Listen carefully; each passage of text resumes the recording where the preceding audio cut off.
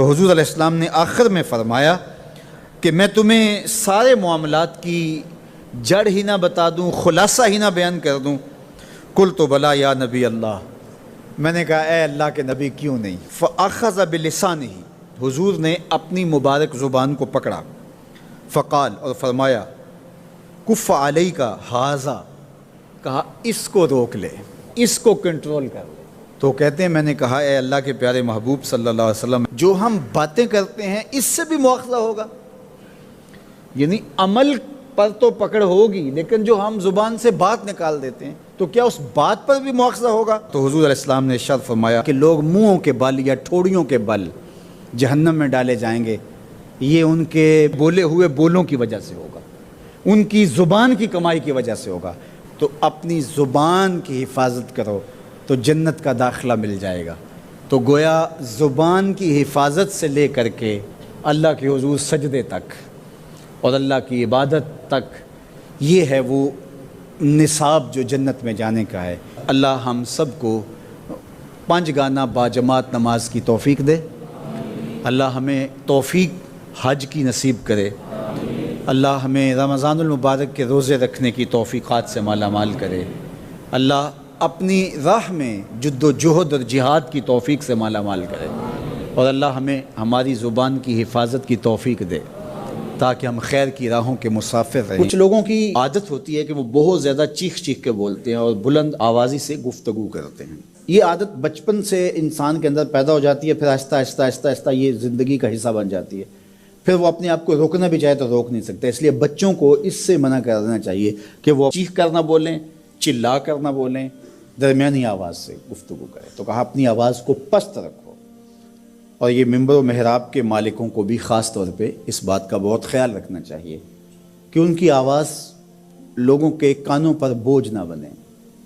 آج کل تو یہ ساؤنڈ سسٹم لگے ہوئے ہیں، اور پھر ماشاءاللہ کچھ لوگ تو یہ ایکو کا بھی ضرورت سے زیادہ استعمال کرتے ہیں۔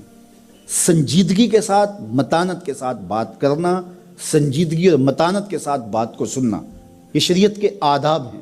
جب کسی سے ہم کلام ہوں تو آپ بھی بلند آواز نہ ہو، اور دوسرا وہ اس کا جو جواب دے رہا ہو اس کی توجہ بھی بھٹکنے نہ پائے، وہ اپنے احساسات سے یہ بات بتائے، اور کہیں جواب دینا ضروری ہو تو حرج بھی نہیں ہے۔ آواز کو معتدل رکھو، خوبصورت رکھو، تو جس طرح بولنے کے آداب ہے اس طرح سننے کے بھی آداب ہے۔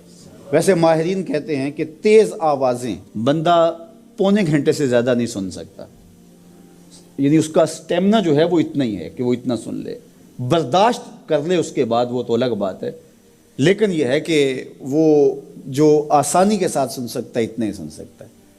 تو اس لیے یہ جو لیکچر بھی ہوتے ہیں جو دنیا کی بڑی یونیورسٹی ہیں، وہاں بھی انہوں نے لاکھوں روپے دے کر کے دنیا کے ماہرین بلائے ہوتے ہیں مختلف مضامین پر، لیکن پیریڈ کا دورانیہ یہ نہیں ہوتا وہ 3 گھنٹے کا لیکچر دے رہے ہوں۔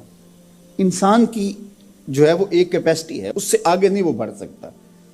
اور مجھے بتائیے انسان کو بنانے والے سے بہتر کون بتائے گا؟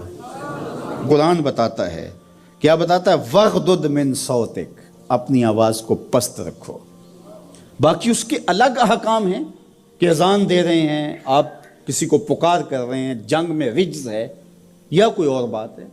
ابھی لائٹ چلی جاتی ہے اور دور تک لوگ بیٹھے ہیں تو مجھے لامحالہ طور پہ اونچا بولنا پڑے گا۔ میری آواز اونچی ہے تو میں کوشش کروں گا آخری شخص تک آواز پہنچے، وہ ایک الگ بات ہے، لیکن اب یہ آواز ایسے ہی سب تک پہنچ رہی ہے۔ تو ان آداب کو جب ہم سمجھتے نہیں ہیں تو اپنی بات کو کچھ لوگ سمجھتے ہیں کہ زور سے بولیں گے تو لوگوں کے اندر بات اترے گی، ایسا نہیں ہے۔ بات زور سے بولنے سے نہیں اترتی، بات دلیل سے اترتی ہے۔ رومی علیہ رحمہ فرماتے ہیں کہ بادلوں کے گرجنے سے نہیں، پھول کھلتے ہیں بارش کے برسنے سے۔ تو بارش برسے گی تو پھر پھول کھلیں گے، بلکہ وہ جتنی آہستہ آہستہ برسے گی اتنی ہی جذب ہوتی چلی جائے گی۔ سہج پکے سو میٹھا ہو۔ اس لیے اپنے لہجوں کو خوبصورت بھی بنائیے، اپنے لفظوں کا انتخاب بھی اچھا کیے، اور اپنی آواز کو پست بھی رکھیے، لوگوں کے کانوں پر آپ کی آواز بوجھ نہ ہو۔